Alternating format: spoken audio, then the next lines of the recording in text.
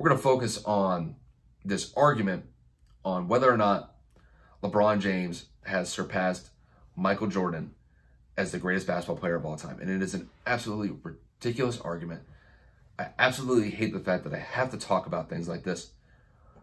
But there has been this groundswell of attention that LeBron James, after winning his 4th NBA championship with the Lakers, that he is now the greatest player that has ever played the game of basketball. Now, here's what I'm going to define it as. I think LeBron's era has been an era of greatness. He's been to 10 finals in his career. He went to 8 straight finals from 2011 to 2018. And throughout that time, he's been sensational. I mean, he essentially owned the 2010 decade. However, the only difference is you're comparing him to the greatest basketball player that ever lived. I mean, I'll go as far to say this. I think LeBron James is the greatest basketball player of this generation. However, when you're talking about the greatest of all time, I mean, it's a tough argument because you really have to split hairs here in every single category. So what I'm going to do here is I'm going to focus on just a few categories between Michael Jordan and LeBron James. So first I'm going to start with their stats. So their career stats are very impressive.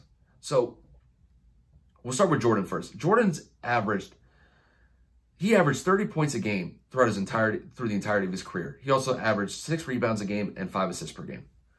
Compare that with LeBron. LeBron is averaging 28, 7, and 7. So he's been outstanding. And it's like, they're very similar to one another. And then if you look at their career totals, LeBron has 34,000 points, which is 3rd all time. Jordan has over 32,000, which is 5th all time. And then if you do look at the rebounds and assists, LeBron does have over 9,400 rebounds, which is top 50th all time. And then Jordan has over 6,600, which places him in the top 150. He's currently 140th. And then their assists, LeBron does have the edge. He's top 10 all time in assists.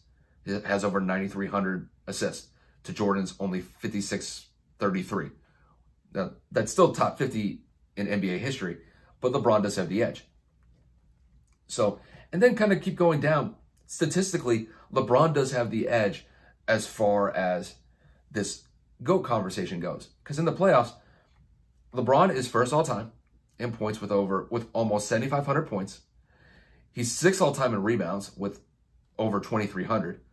And then he's 2nd all time in assists with over 1,800. He's only trailing Magic Johnson in that category. Now, in the playoffs, Jordan averaged 33 points a game. LeBron in the playoffs is averaging 28, 9, and 7 to Jordan's 33, 6, and 5. Now, you could make an argument that LeBron is definitely, I guess, more of a team player in a sense because he's averaging more rebounds and more assists per game. But what Jordan was able to do offensively in the playoffs is damn near impossible to replicate. I mean, LeBron's best playoff game that I can remember was that 51-point game that he had in Game 1 against the Warriors a couple years ago.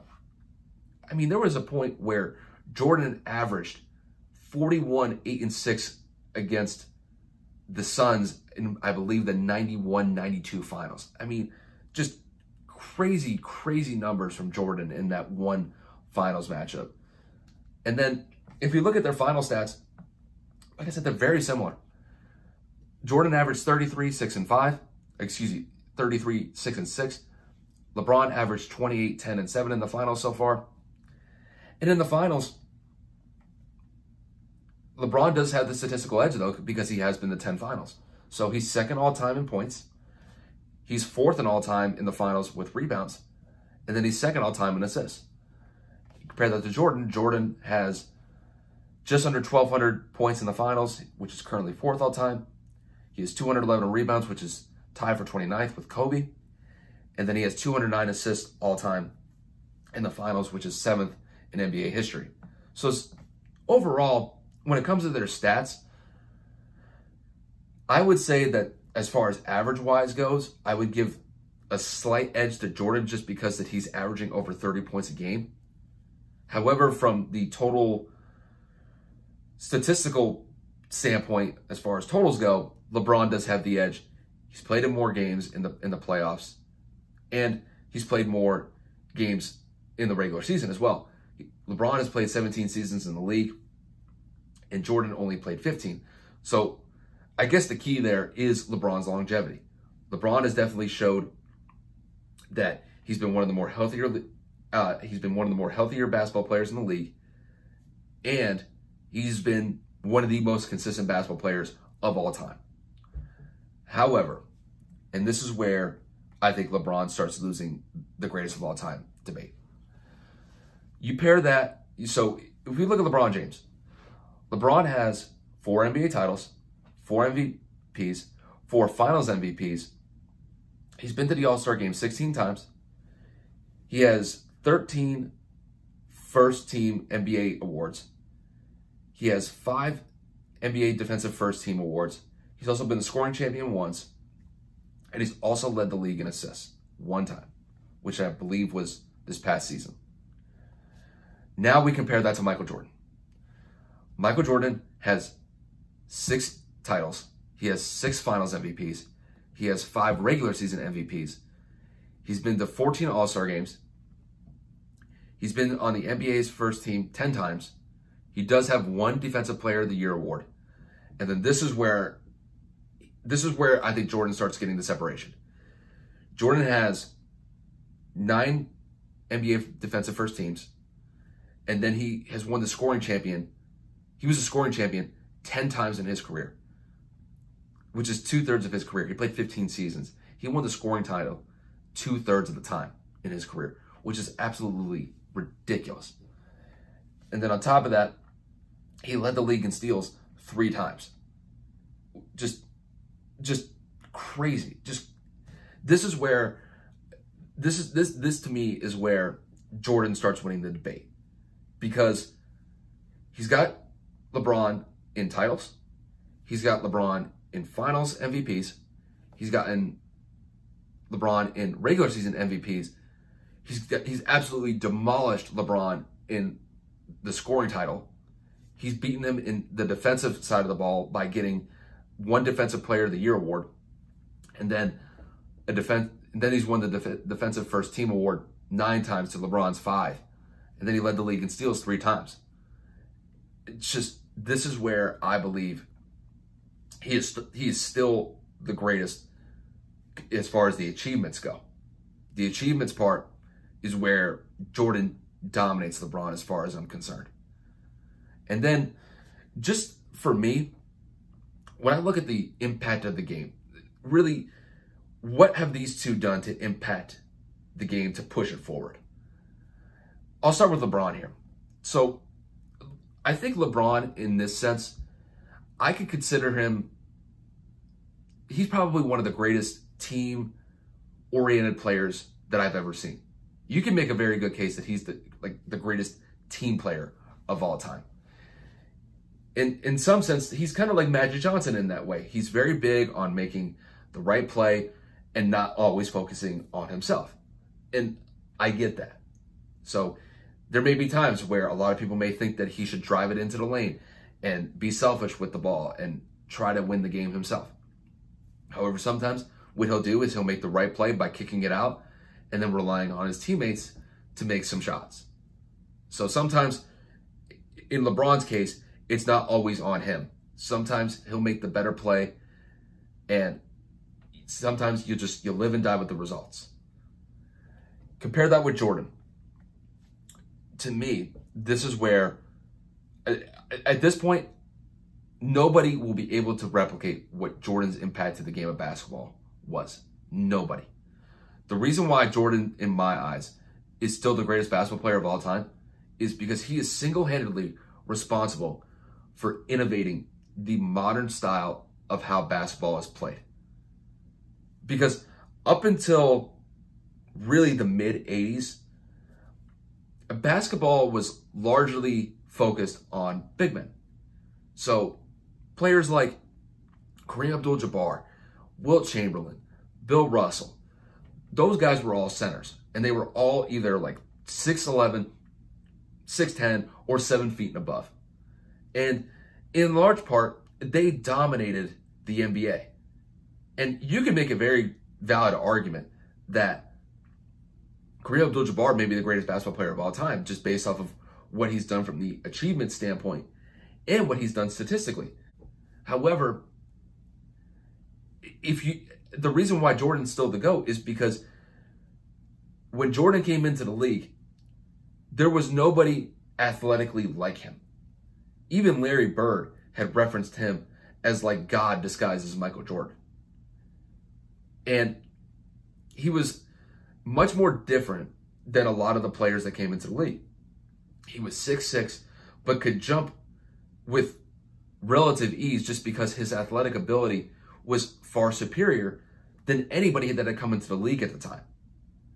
And the way that he was able to change the game, his shooting was on point, his overall defense was on point, even his three-point shots, which a lot of people may consider a weakness of his, he still averaged the same three-pointing percentage as Kobe Bryant, one of the greatest basketball players and one of the best shooters to ever play the game.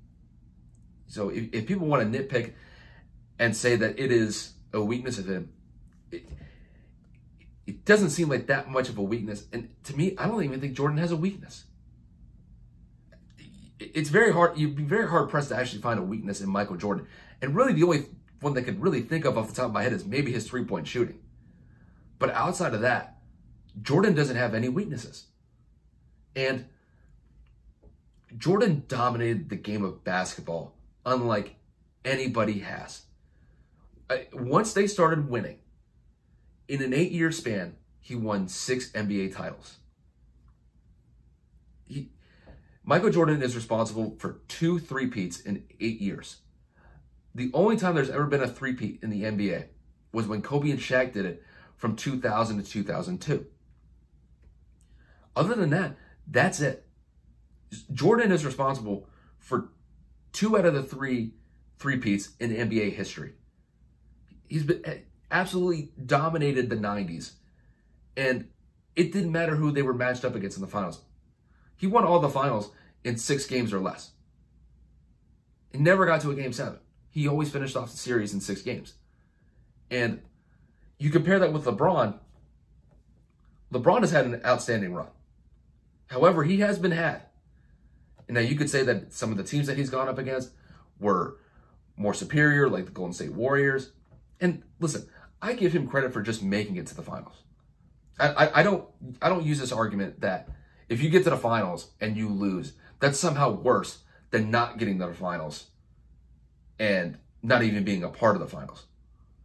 To get to the finals is an impressive feat. So I don't use this argument that, oh, you only get to the finals, but you lose. That's somehow a detriment against your legacy. No, you still made it to the finals. You went through freaking 8-9 months to get to that point. Yeah, it didn't work out for you in the end, but it's still something to hang your hat on to get to the finals. But when you compare Michael Jordan and LeBron James, Michael Jordan had an era of dominance. LeBron James is in an era of greatness. And that to me is where that's the difference.